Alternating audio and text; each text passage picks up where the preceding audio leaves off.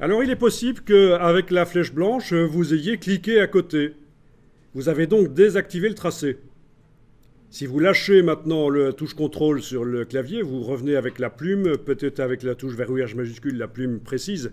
Et si vous essayez de continuer plus loin, vous allez voir que ça ne fonctionne pas, ça ne continue pas le premier tracé. Donc là, je vais faire un CTRL Z, j'annule le dernier point que j'ai fait là au-dessus. Et je vais devoir préciser à Illustrator que je continue le premier tracé qui a été désactivé.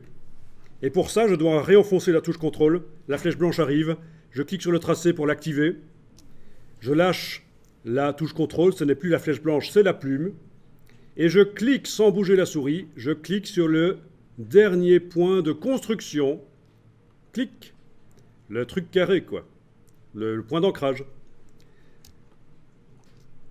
Et puis je vais plus loin, cliquer, glisser, petite tangente, c'est parfait, le tracé continue. Bon, c'est vrai qu'ici, il manque une moitié de tangente qu'il faudrait aller remettre plus tard. C'est pas très grave.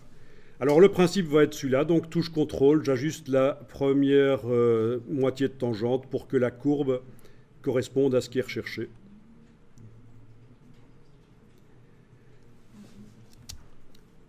Alors, si c'est un logo que vous avez conçu, au moment où vous êtes en train de le dessiner comme ça, vous pouvez interpréter un peu et essayer d'améliorer les formes que vous avez prévues au départ.